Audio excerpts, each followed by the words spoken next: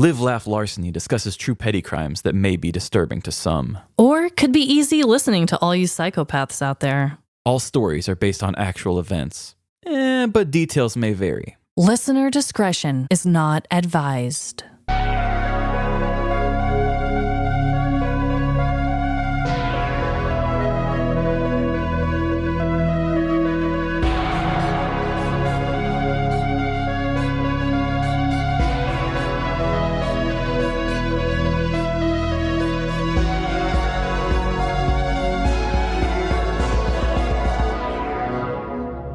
Live, Laugh. Larceny.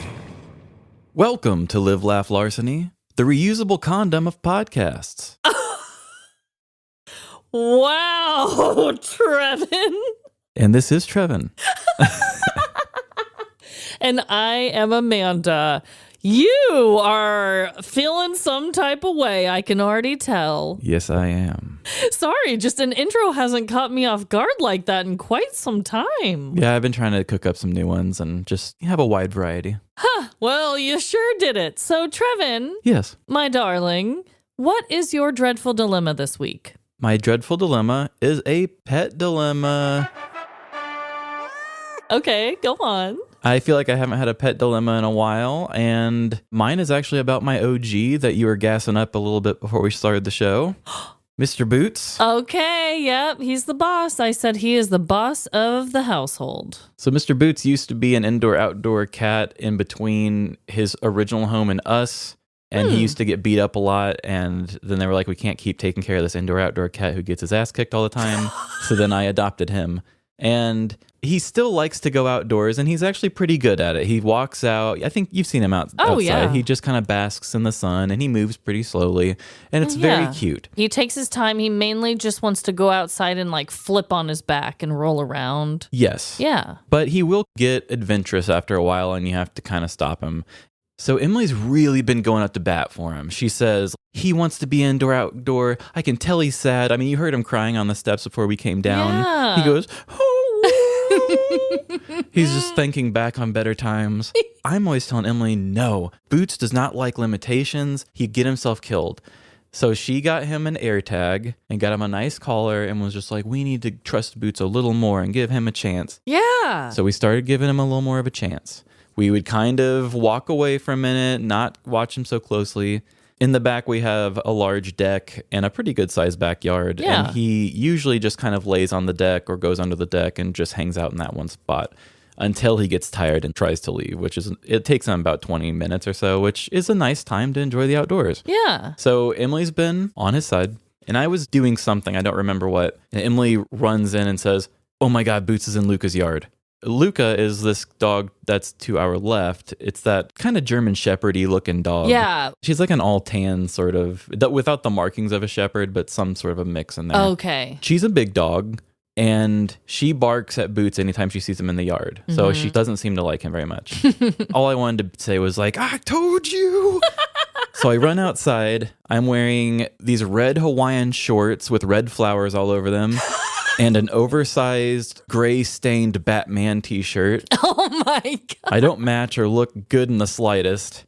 Boots is in the yard, and not just in the yard, casually walking up that dog's porch. No way. And he's just like, oh, hey, it's just me. Oh my God, Boots, the gall. This big-ass dog is just barking at him and kind of looking at, and I'm just sitting here thinking, I'm about to watch my cat die in front of me, and I'm going to have a really bad time, and I'm going to have a lot of trauma and problems with this, and I'm like, what do I do? Because every time the dog sees me, it barks at me too. So I'm like, if I jump in this yard, the dog might attack me. So in my slippers, in my weird outfit, I go to the front door of the neighbors and I knock on the door and the lady's like, hello. And I say, my kitty is on your porch. And she's like, oh, okay. And I go, and I don't think Luca likes it. And then she turns around and like runs as fast as she can out there. I don't want to run through her house. So I turn around and go back around the houses. Emily is like pulling the fence up and just asking Boots to come back to our yard. And he finally, on his own, comes back into the yard. Oh my God. The drama. Yeah, he's grounded, and even Emily doesn't stand up for him anymore. We're talking about maybe getting a catio for our porch. Oh, a catio. Yeah, so then all the kitties can enjoy the outdoors without that much freedom. I've actually, I don't think, ever heard Boots' origin story, so I didn't know that he was an indoor-outdoor cat that kept getting his ass beaten. Oh, well, actually, he belonged to an old woman who died, and then he went and lived with the old woman's family who let him be indoor-outdoor. Then he got his ass kicked a lot, and then they put him up for adoption. Me and my old roommates always had the rumor that Boots murdered his old owner. So... Boots, you criminal. I've caught him trying to murder me a few times. Oh my God. Are you okay, Trevin? No. Oh my God. Well, I was also going to give a cat dreadful dilemma, but mine is nowhere near as good as yours. So I think I'm going to switch gears on mine just here on the spot. But this is kind of more of a heavy-ish topic, so I'm not going to delve so deep into it. I just want to say that I started watching, and you and I talked about this briefly beforehand. I started watching the docu-series called Quiet on Set. I'm only on episode 1 at this very moment, and it's already terrifying me to the core. But can I just say that it is obviously appalling and disgraceful and horrible and all the things. But why is it that there are so many amazing things from my 90s childhood that just had like a perv behind it all? Like pervy things were snuck into Disney movies, like a penis in the Little Mermaid cover and all the creepy things like that. And then we got this perv sneaking in things over here in Nickelodeon. I mean, I had limited channels. Could I just have one of them not be pervy? What the fuck? There's always good old PBS, girl. PBS, please. I hope it's still okay over there. Do they have the Reading Rainbow and it's like 50 Shades of Grey or something? Like, I what don't is it like these days? know. But yeah, Reading Rainbow, please. If we can keep one thing pure in my 90s childhood mind, that would be fucking awesome. As I'm cursing on repeat. I'm just so appalled by it all. Yeah, there are so many weird stuff in like our 90s childhoods. One that I think of all the time is, it might have been Cow and Chicken. They had these like women bikers that would come to your house and chew on your rugs. What? And I think about that all the time. I'm like, wow. Carpet munchers? Yeah. I cannot. I mean, I get to a certain extent, like there's jokes in there for the parents, especially with cartoons. I don't mind it as much. Yeah. But some of the stuff that happens in that documentary and stuff that they put on there, it's kind of humiliating to the kids as well. Oh, absolutely. I don't know. I'm almost at a crossroads in my own mind where I'm like, should we even have children actors? Or maybe with AI up and coming, maybe just every child needs to be a robot. I don't know. It never ends well, it seems. I hate it all. I want to make a presidential poster of your face that just says, Amanda 2024, every child should be a robot. Every child actor. Let's get specific with it, okay? If I'm going to have my presidential poster in people's minds, it's child actors. All child actors should be robots. That is a really catchy saying, right? As my slogan. I think we could work with it. Would you vote for me? Over my options now? Yes. I'll take it. Oh my God. So this week we are going to be doing a game of Would You Rather. Would you rather? Yeah, it's been a while. It has been a while. I don't even know the last time we played it, but I am going first this week. You've done a lot of self-improvement lately where you have kind of conquered your fears and you've gone on vacations. But today I have a would you rather. It's between two different very extreme excursions. And I want to know which one you'd rather do. Oh, my. I'm going to give you just a brief, would you rather this or this? And then I have some descriptions before you give me your answer. This is an informative one. You know I love to inform. Okay, Trevin. Would you rather bungee jump over an active volcano or scuba dive down into a turtle tomb? To a turtle tomb? What exactly is a turtle tomb? So let me tell you. Turtle Tomb is a turtle graveyard. Sounds pretty accurate to the name. Mm-hmm. It's a cave off the coast of Sipidin Island in Malaysia. It creeps many divers out with numerous skeletons of green sea turtles resting on the bottom. This tomb gives your dive an interesting but also macabre twist. The animals died in the cave system because they couldn't find the exit. Divers to this creepy site are advised to be extremely careful when navigating the confusing cave to avoid adding to the collection of skeletons that are already located there. That does sound creepy. The tomb, basically, everything I've looked up, there's a lot of different pathways that you can take. It's like a maze down there, so it's very easy to get lost and then asphyxiate. R.I.P. to all the turtles. Yeah, I love turtles. Now, let me tell you about this wild-ass bungee jumping thing. In Pecan, Chile, you can fly up 10,000 feet in a helicopter and then bungee jump into the Villarrica volcano, coming within 700 feet of the bubbling lava. Ugh. I hate both of these. And I really do not like the thought of bungee jumping off a helicopter. Oh my God, right? My body image issues, I can't imagine myself doing that without, like, right at the very bottom of it, just sending the helicopter off into a spiral. But I think I'm going to have to go with that one because I can't imagine what other creepy things lurk in the turtle tomb. Really? And I don't like ickies, and I'm afraid I would step on another icky on my way there. So I think I would just have to go the awful. I mean, the one thing I could think of on the bright side was like probably get a satisfying back crack at the bottom of it. So like, I think I could maybe make that trade. That is interesting because I would actually choose the opposite. And what's weird is I've already done skydiving once, so I've already jumped out of a helicopter, but I've also said on this show that I would never, ever, ever do it again. Not because I didn't have a great and safe experience. I just feel like that is so damn reckless, and there's so many things that can go wrong. But I was young then and was fearless. Also, bungee jumping is another thing that really freaks me out. They say that when you jump, your brain can like hit your skull sometimes because of the force and weird shit can happen. Plus, you're adding a bubbling lava. I mean, I get it. Both of them are horrible.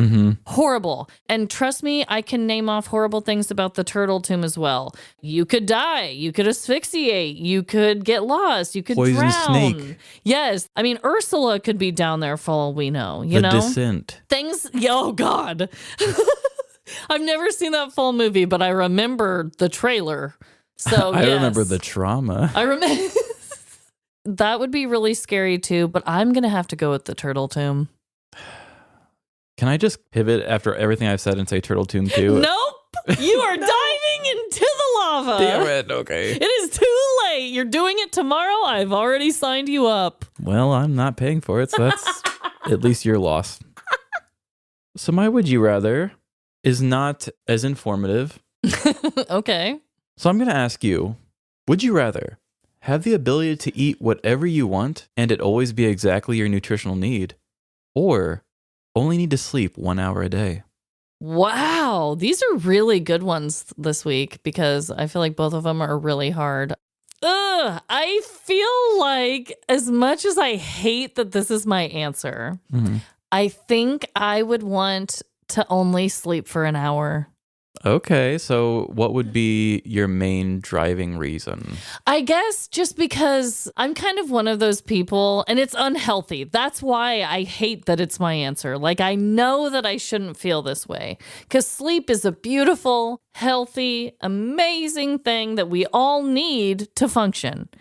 But it's one of those things that for me personally, sometimes I have a hard time looking at sleep like that. I look at it as an unnecessary means to an end. Yeah. I have very vivid, crazy dreams. I really haven't since I had Winnie because I don't remember them anymore because I don't sleep that much. But I would like to have more time to do things other than sleep. Yeah, I can see both sides so well because I am always feeling like I need more time in my life. Yeah. But I also have body problems and would just love for everything to be exactly what I need without effort. Right. So I thought to myself, this kind of boils down to one or two things. Do you have some sort of a weird relationship with eating? Or are you a busybody? Because that's kind of what it comes down to. Yeah. Do you feel like there's not enough time to do the stuff that matters? Yeah. Or would you just like food to not be such a challenge? Yeah. And I definitely would have to go with the food as a challenge Yeah. thing. But I think anybody who picked option 2, the only needing 1 hour of sleep, I think you'd almost be guaranteed to have a lot of money. It's almost like double your life back with only needing an hour of sleep a day. Yeah. So like, as long as you don't waste it binging Netflix, Totally. then you should be setting yourself up. You know, you could use it for education or for building something that you really want or Right. anything. I mean, maybe you mature faster with that much more experience. I know. There's just so many things I could do with time. And I have a pretty skewed view on sleep that I probably need to respect sleep more for what it really does and is. Mm-hmm. But yeah, I'd have to pick that one. It's one of the few would you rathers where I would say, can I have both? Absolutely. Oh my God. Could you imagine? Well, you know what else I want both of? Hooters. You're wrong. Ads.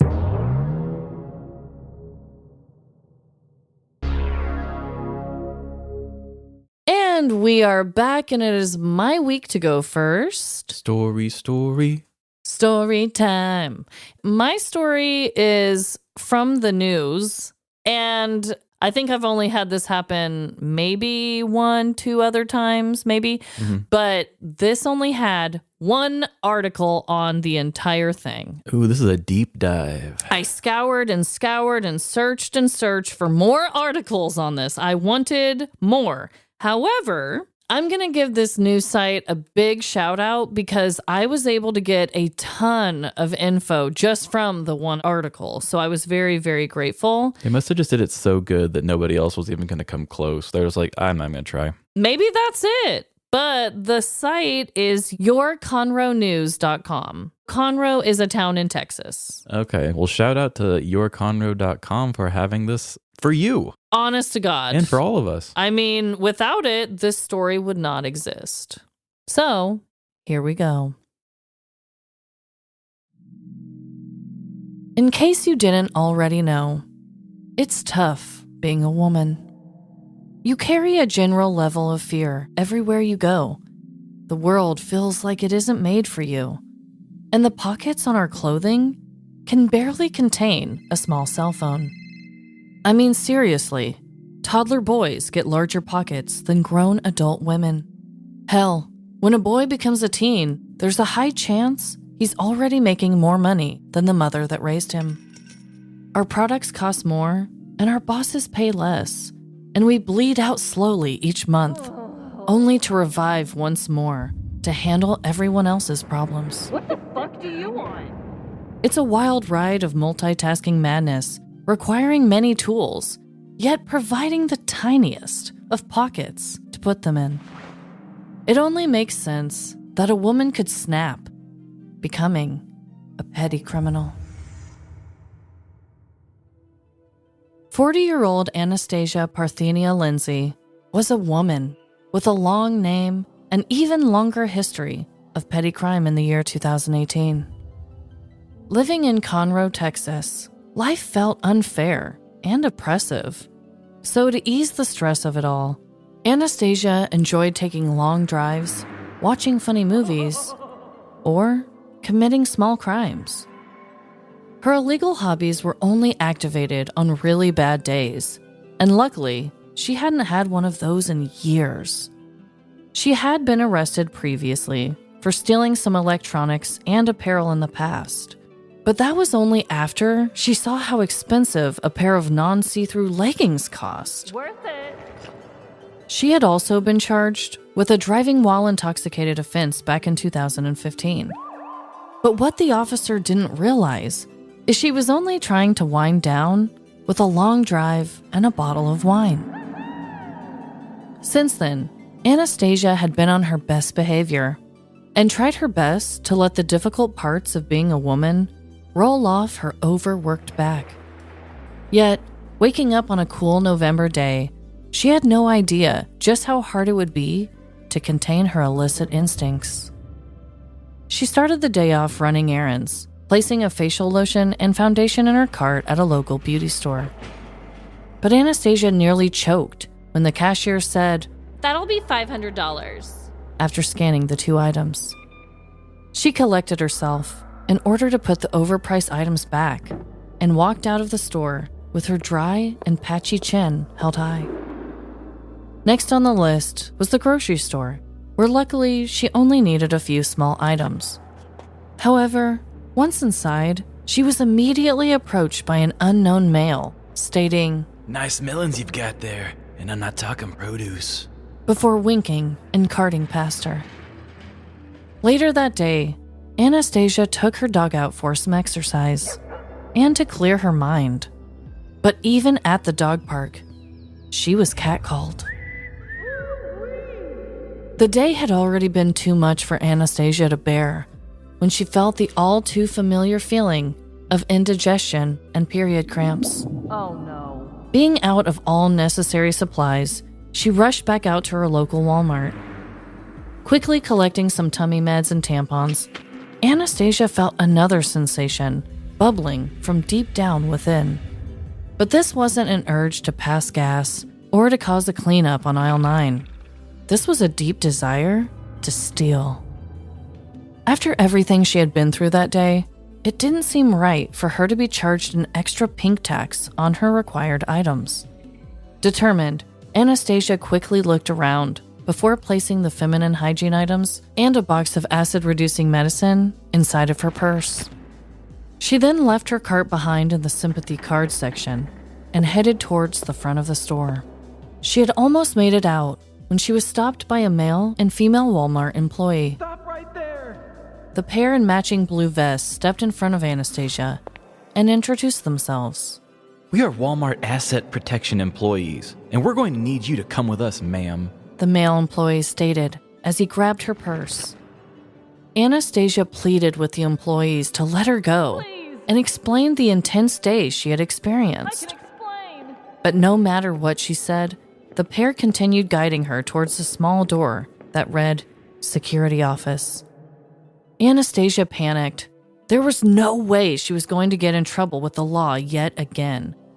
In a final desperate plea, she hit the male employee in the crotch with full force, knocking him to his knees. But even still, he clutched into the purse, refusing to let her take it back. Out of ideas, Anastasia took off running, leaving her bag behind. After the male employee collected himself, he dialed 911. On November 26th of 2018, 40-year-old and 5-foot-tall woman Anastasia Parthenia Lindsay was caught shoplifting at the Walmart located at College Park in the Woodlands Township in Texas. The unnamed male employee told deputies that he observed Anastasia acting suspiciously and followed her into the pharmacy section. There, he saw a box of feminine hygiene items and a box of acid-reducing omeprazole medicine in her purse. He told police that the suspicious shopper then left her cart in the greeting card section and walked past all cash registers without attempting to purchase the concealed items. The employees identified themselves as Walmart Asset Protection employees as the male employee grabbed Anastasia's purse for evidence. As they headed toward the security office, Anastasia did the unthinkable.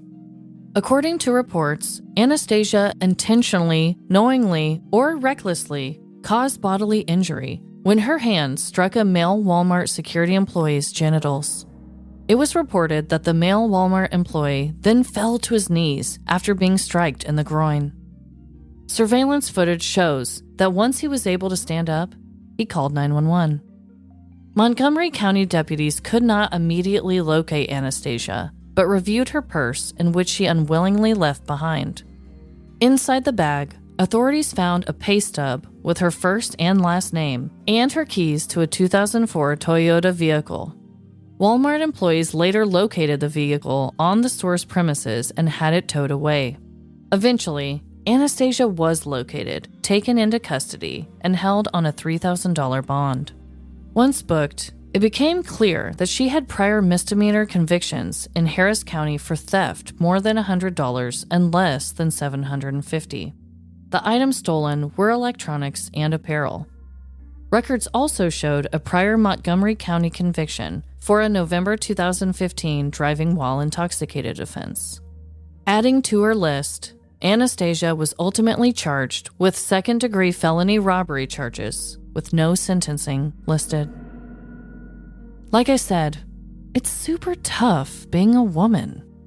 And sure, it doesn't excuse all bad behaviors or crimes committed. But maybe it can give us some context and a small twisted view into the mind of a petty-ass female. Right into bulls. That is one way to try to get out of it, I suppose. I don't know what it was. I was in the mood to write something about how tough it was to be a woman, okay? Yeah, it sounds like you just watched Barbie. Yes, it does sound like that, which honestly, I think I watched that a few times now, and Lila has watched it and loves it, by the way. I thought she would. Yes, but I haven't watched it like super recent, so I don't know what came over me. Mm-hmm. But I was looking, and I saw this crime. And at first, I saw, this woman was just trying to steal. I know it's wrong. She was just trying to steal some tampons and some digestion meds. Mm-hmm. And so I was like, oh, that's not so bad. These are things that a lot of women need. So I immediately was like, I'm on her side a tiny bit.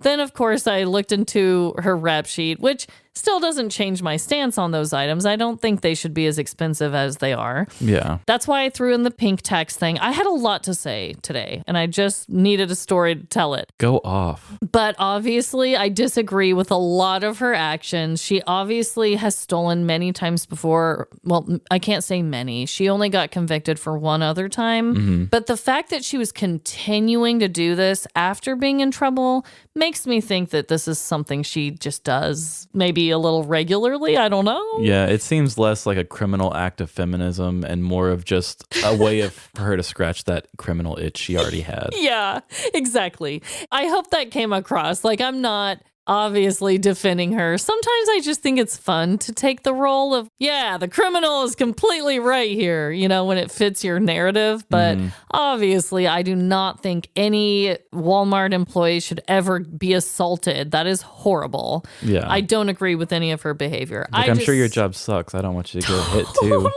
Totally. He's just trying to do his job, and it sounded like he introduced himself appropriately and was doing the right thing. So I feel for him. In all of this, he is the real victim, honestly, which is kind of ironic that the male is the true victim in this whole story. So I hope everyone knows I'm just having fun with it and using it in a humorous way to just be like, but she's a woman. Come on, let's let her have this, okay? Yeah. I do love that you use this story to be your feminist agenda, I guess is what I should be saying. Yes, you should just lock me up right now. The stolen items really do make you want to make that connection, which I love it. Yeah, that's awesome. And then I thought, well, I can still have this stance, even if she is someone who clearly has a pattern of bad behavior. Yeah. I can still make it, and it still can be a way for me to let it out and have fun. I just hope people don't take things too seriously, Well, that's okay. I have a story that will also have to hinge on people not taking things too seriously. So yeah, like we changed our name. I think that's what our show's all about. Our name isn't Seriously Sinister anymore. Like, don't take us seriously. Yeah, seriously, guys. Really, there wasn't too much that I made up other than her own motivations and tying it to my narrative of how I wanted to tell the story. Did they give a picture of her? Yes, there is a picture. I wondered since you said there was only one article. There is a picture, though. I'm telling you, this one article, Trevin, gave me everything. Can you believe, though? Like, that's a lot of information that I had. And I'm surprised nobody else picked up on it. I guess they thought that it would be way too much stretching to build more of a storyline to it. Yeah, and when you really think of it, the actual thing for this exact arrest, if you didn't have all the history and realized it, it's a very small little crime. It's not hurting anyone until she punched him in the dick. But when you think of it like that, it's like, it was such a small little thing that escalated so badly. Yeah. I guess every state probably has a story similar to that. So Yep. it's just the items that make your story have a theme. This needs to go worldwide, though, baby. I'm telling you. Yeah, I'm team insert. I forgot her name. Anastasia Parthenia Lindsay. That is so pretty too. Yeah, I was like, that's why I had to kind of throw the joke in there that she had a long name, but an even longer rap sheet or whatever. Oh yeah, I really liked your writing on that. That was nice.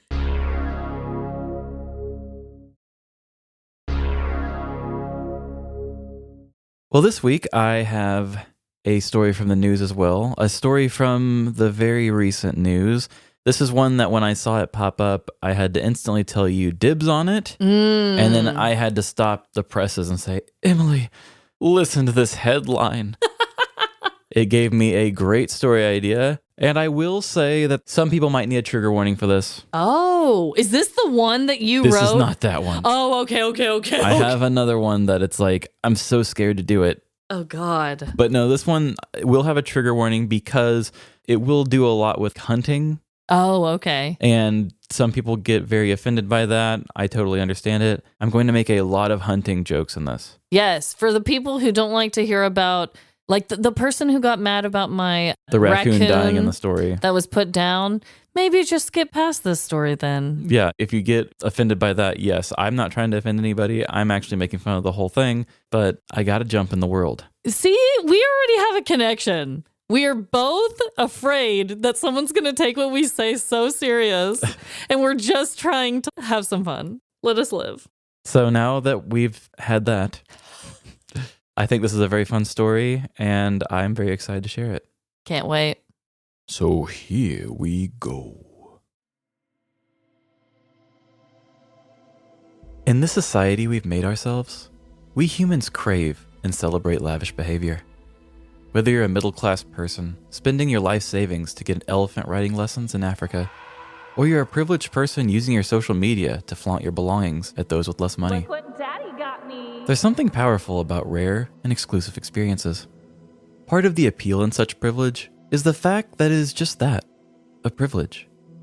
There are materialistic people out there who don't care about what they're doing, just as long as it's something deemed valuable to the majority of others.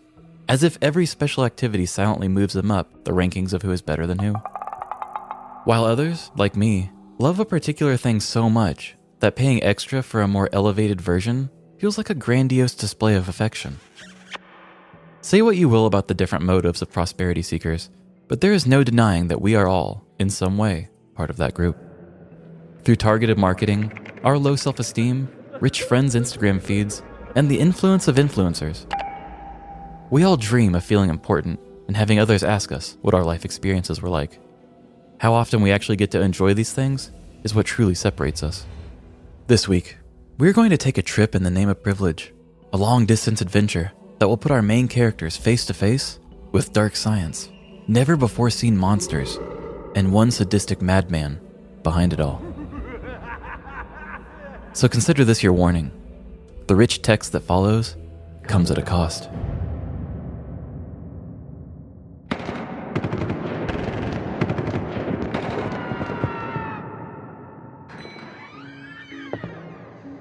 Hello, Mr. Vanderbilt.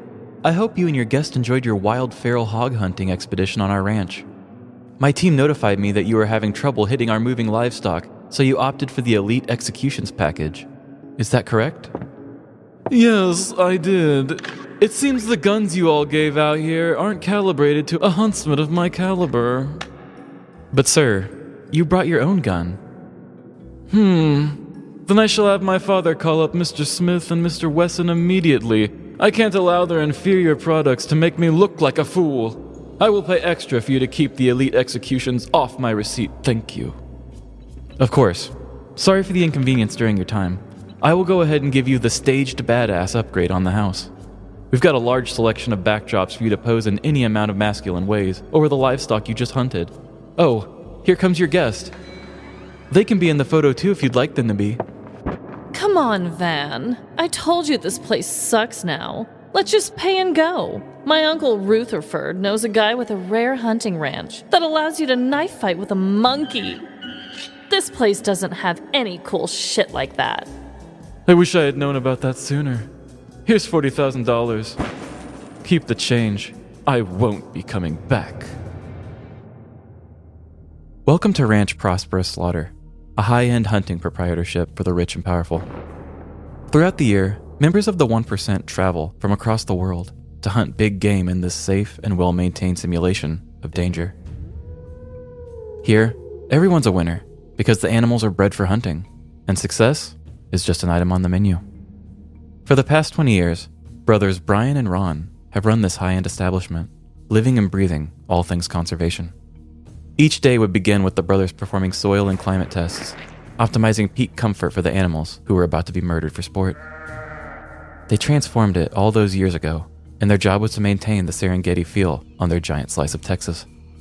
But in 2024, the winds of change blew through Ranch Prosperous Slaughter like a Texas tornado.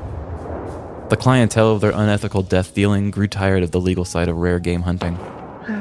COVID had shown all of these hunters that life was precious, and they didn't want to spend any more of their time killing animals that aren't endangered species.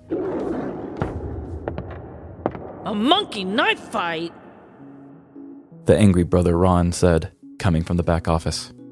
Yeah, our competitors are really taking us to the cleaners on these new expedition offers. It's just not right, I tell you. Ron said, pacing behind the counter. There used to be a time where a man could run a good, honest ground to kill animals for clout. Hell, remember when we ran that Tinder profile special? Who could forget? A bunch of dudes lining up to squat next to a wild boar that died of old age, just to take a picture? We probably doubled the Texas population with those masculine thirst traps. Damn straight, brother. And the money was so good. The Tinder special was our way of getting with the times, when the world was all about booty calls and online hookups. Now we are losing business to these monkey knife fight and seal clubbing ranches. As much as I don't believe in those activities, I think we need to take a walk on the wild side and try something illegal. It's the only way we'll be able to compete with Amazon. Don't get me started, Brian said, typing at the computer. I still can't believe Bezos made a fake rainforest in Idaho where people can hunt white tigers. And to call it Amazon, no less. Disrespectful. Yeah, but the guy sure knows how to corner a market, Ron said, bowing down to his master of capitalism. Brian nodded in return, continuing to scroll on Google Pages for illegal hunting North America. With Safe Search off, he rolled his finger down different ads and questionable headlines until he found himself just beyond the 13th page. The screen went dark as he found himself beyond the realm of monetization, in pages unmonitored by Google, because most Americans lack the attention span to reach that far. This was the certified dark web. Lightning struck outside as an email popped up in the ranch's business inbox. The message was from a block sender, with the subject line that read, "Psst, illegal opportunity." Brian swallowed his gum and opened its contents. If you're looking for the best in illegal animals, bred for killing, look no further than Schubarth Ranch. We stock some of the world's leading hunting grounds with our state-of-the-art semen straws and genetic beasts of science. First-time customers must make their first order in person. That's Schubarth Ranch, Vaughn, Montana. With Ron peering over Brian's shoulder, they shared a silent acknowledgement of what lay ahead. There were no discussions of ethical hunting practices, endangered species preservation, or the laws governing wildlife trafficking. Only the allure of what Schubarth Ranch could provide their business. The temptation to pursue rare and illegal offerings overshadowed any concerns about the legal and moral ramifications of their actions. 1 week later, the two brothers found themselves in the midst of their first business trip. They marveled at the Montana scenery, realizing that 20 years confined to Texas had been a bit excessive. But as soon as their rental car entered the long and winding driveway of Schubarth Ranch, the sweet mountain view went black. Lightning once again struck, making the Schubarth home less visible and more imposing. With the rain following the bolt of light, Ron pulled up to the front door as they both ran up the front steps. A large butler with an intense stare opened the heavy wooden door. The two damp boys stepped in, dripping their wetness on the rug. "I guess I'm having a bit of a wet spell, am I right?" Brian joked, attempting to lighten the mood with the imposing butler. He continued to stare, as if that wasn't a really funny thing to say. Gentlemen, welcome to my home, a disembodied voice called from down the vacant hall. The brothers continued looking into the darkness until the shadows revealed an 80-year-old man. This is I, Jack Schubarth, the man for which this humble ranch is named. I do hope my butler Buford wasn't being too strange. He has a hard time with making first impressions. Now, if you'll join me in the long Baroque dining room, we can ominously discuss our dealings over a main course of soup and oddly threatening spirits. The old man shifted course, turning in and showing the way into the dining room. I hope you like shark fin soup. It's the most expensive soup, you know. I feel like offering it over these dealings, 1, makes me seem very rich and powerful, and 2, shows that I can get a hold of rare animals. Ron interrupted with excitement. Yeah, rare animals. That's what we're wanting. Jack Schubarth sat down at the head of the table. If you like rare animals, then why don't you take a taste of my newest creation?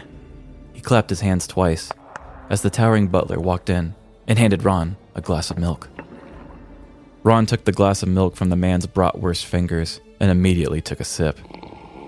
The second the cool white liquid touched his tongue, Ron's grumpiness lifted. It tastes exactly like I would imagine a forehead kiss from Margot Robbie would feel, he said in pure ecstasy. Although also wanting to try the Margot Robbie milk, Brian couldn't get past the words of his strange host. What do you mean, your creation? He asked from his dry, milkless lips. The old man took a sip of milk from his gold chalice and looked over at Brian. Well, my dear boy, I impregnated her.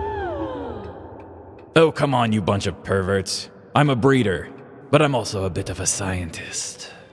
For the last 11 years, I've run Schubarth Ranch as an alternative livestock ranch.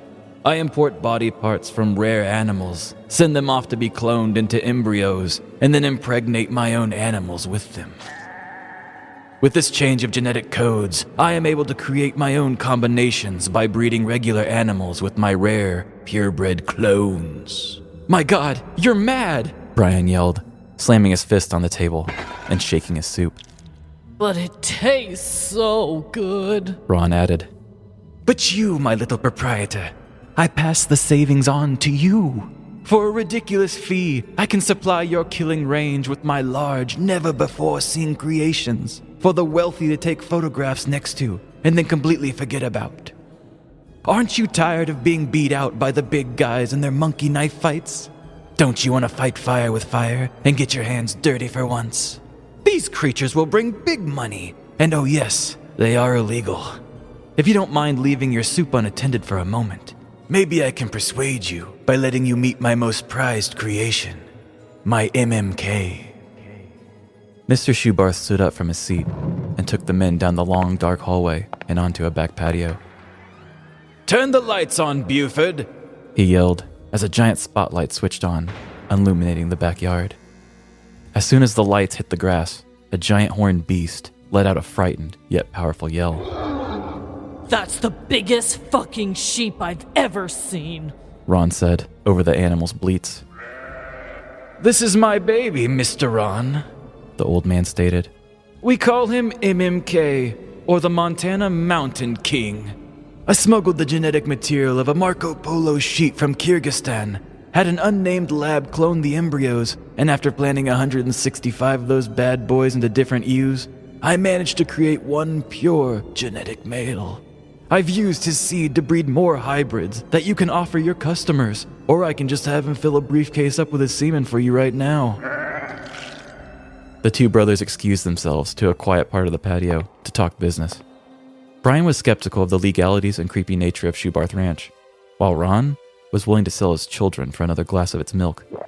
Together, the two joined back with Mr. Schubarth, extending open hands, ready to make a deal. On March 12, 2024, 80-year-old alternative livestock ranch owner Arthur Jack Schubarth pleaded guilty to 2 felony wildlife crimes involving the sale of, quote, massive hybrid sheep to private ranches for hunting. For the past 10 years, the 215-acre ranch located in Vaughan, Montana, illegally smuggled animal parts from Central Asia, sending the material to be cloned, and then breeding an enormous hybrid species with the clones. According to Gizmodo, the alternative livestock includes hybrids of mountain sheep, mountain goats, and other large mammals, which are often used for trophy hunting by wealthy people. Jack Schubarth was able to breed one pure genetic Marco Polo sheep that was given the name Montana Mountain King. This clone was used to breed with other female sheep to make other hybrids. The Marco Polo sheep can weigh up to 300 pounds and have horns up to 5 feet wide, although no articles gave the exact dimensions of the Montana Mountain King.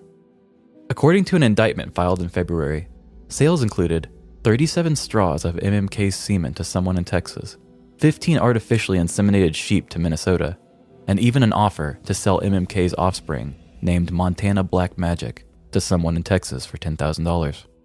Schubarth pleaded guilty to violating the Lacey Act, which makes it a crime to acquire, transport, or sell wildlife in contravention of federal law. On top of this, he also broke international wildlife laws and forged veterinarian inspections to transport the hybrid sheep. With at least 5 unnamed conspirators supposedly caught, Schubarth faces up to 5 years in prison, a fine of up to $250,000, and is scheduled to be sentenced in July. This one feels almost unreal, doesn't it? I love when a story can take my imagination in this direction, and I really don't feel that far off. Sure, I imagine he didn't speak like a mad scientist, and maybe this genetically created hybrid sheep isn't as much of a beast as my sound effects showed. But damn. Petty criminals come in all shapes and sizes. We've said this before, but I never would have guessed that I'd be telling a story like this on my show. If you're in the market for rare and exclusive experiences, be cautious when looking off menu for your privileged thrills. I'm not saying only do things that are legal. Sometimes the most fun we can have is in the gray area between lawful and criminal. But what I am saying is that there's a lot of morally ambiguous enjoyment you can have without bringing genetically engineered sheep into it. So whatever your flavor is, get out there and seize the uncommon experiences that surround your favorite things. Take a trip to where it all began. If you're a hermit, purchase a sought-after piece that only the biggest fan would have. Be like the scientifically altered and bred monstrosities of today's story. Take a seemingly normal and boring creation like yourself, fill it with imported experiences of great fortune, and see what comes out. You may just find that you were the rare beast all along. Do I hear a Tiger King Part 2 type of documentary on the horizon? Holy hell! This place sounds insane. Yeah, and he's just an old ranch farmer man. Like, he's not a mad scientist. Even when you gave him the mad scientist voice, though, I'm picturing kind of like the Tiger King country guys. I'm picturing these guys that like to be around exotic and unusual animals. I feel like they all are a little cuckoo for Cocoa Puffs, if you ask me. But oh my gosh, it would just be called the Montana Mountain King. Dude! Are there any photos of these gigantic ass sheep anywhere? There are photos, but I think most of them are all just the Marco Polo sheep. I wasn't really sure that any of them were the Montana Mountain King. And it might be hard if you don't have something to have context of this is a regular sheep and this is one of those sheep too, you know, like side by side or something. These are what the pictures of what they keep showing are. Oh, wow. They look like just big rams, kind of. Yeah, okay. I mean, that face looks very scary. Yeah, the other one might be bigger than that, really. You know what? I know you mentioned goats and sheep and all these things, but I was picturing like the traditional fluffy white sheep just being gigantic. That's what I was picturing. My basis of what this story was I kind of built it up to be like the Dracula story where that one dude's going to talk to Dracula about like purchasing property, isn't he, or something like that? Oh. I'm pretty sure it's something like that. So I kind of just wanted this to be like going to a creepy place to go kind of talk business. In my mind, it was going to be a scientist who had like a Frankenstein-esque creature. But that's just wild too. You'd think that the cloning people would take that DNA and be like, this DNA is not normal looking DNA. Why are we cloning it? The clones have made a return onto our show. And in a story. Yeah, seriously. I never thought I would see that happen, to be honest. But There are just so many weird things that can happen. So many weird things. Like we could definitely be in a Black Mirror episode, or like we could definitely have like a Jurassic Park, maybe not Jurassic Park, but like a weird park of all these weird animals that people kept cloning and mutating. Yeah. I can see it now. There's probably some really weird freaks of science that we don't know about that would Absolutely. be quite frightening. Yes. So now you see why I did the jokes on the hunting thing and everything. Yes. It's just like my making fun of big trucks and man stuff. It's just me making fun of hunting. And Yeah. it is killing animals that I don't want to do. But, Yeah. you know, it's just a story. It's Yeah. not like I'm making a movie and I have to say no animals were harmed in me writing the story. Absolutely not. I They never left weren't. my couch. Nothing was harmed. But that is just bizarre. And you know me, I've been like a vegetarian for years. I'm not anymore, but I love animals. I love all things. I do understand like hunting and that it is a thing that people use and can be done in a respectful way. But these big game, cool animals that are almost extinct and they're killing them just for a trophy. There's nothing grosser. Yeah, like the big rich people who like shoot an elephant and go take a picture next to it and they don't do anything Yes. after that. So like, well, this makes me look good and I feel like I earned something. I'm I back to hate feeling it. empty. Yep. What else can I kill? I hate that so much. But you know what's interesting? We both had stories. I know your ranch was in Montana, but we both had stories The that Texas connection. Texas connection. Also, both of them were felonies, which we don't do very often. And we both were trying to talk about weird society issues. Yeah. People who are overly wealthy spending their money on things that are like kind of disgraceful, and like how tough it is to be a woman in a man's world. Very early, as you were telling yours, I was like, oh, Texas. We both have Texas people. And even though my characters were made up, it was in the recap. 2 different deals happened in Texas. So I just made it that. But there was something in the news recently that I thought some country or something had said Texas was like a bad word or something.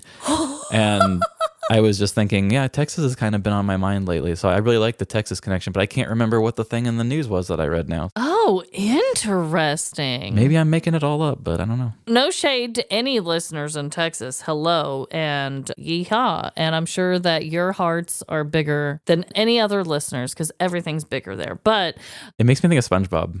oh, Remember that? Remember the Texas episode where they just make fun of Texas? Yes. I mean, it's an easy state to make fun of, just like Florida. Sorry, Florida and Texas, but you guys are kind of cray-cray. Yes. SpongeBob's like, gilp, gilp, I'm Texas.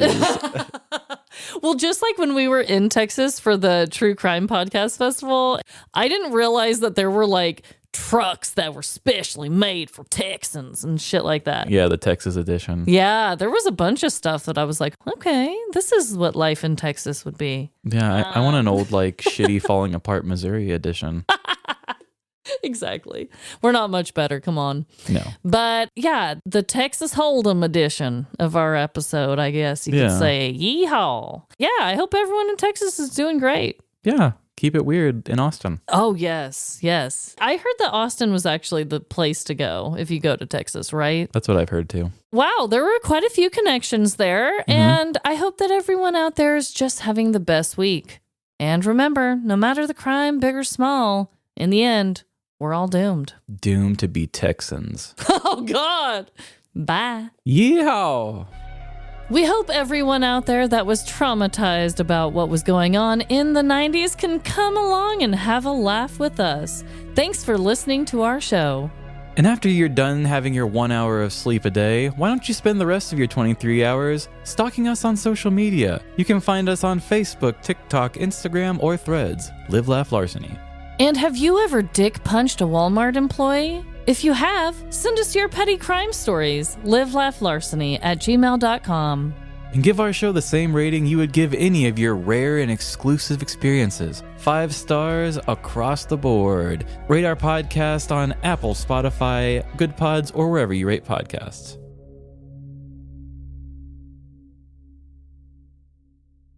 Scuba dive down into a turtle tomb. Into a turtle tomb. A turtle tomb, a turtle tomb. Okay, We so are the turtles, and we have a tomb. we are the turtles. Would you like a room? Hey, hey. Okay, that can be the end of it.